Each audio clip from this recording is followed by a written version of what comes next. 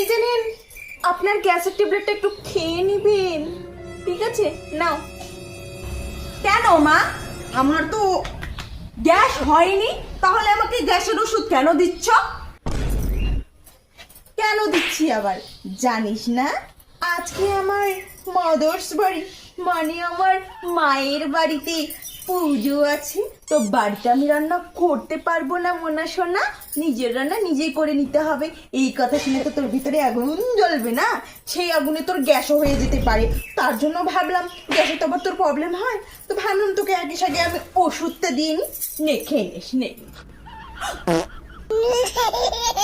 একদিন পর মা, এই যে না, তোমার জন্য আমি ওষুধ নিয়ে আসছি, প্রেশারের ওষুধ।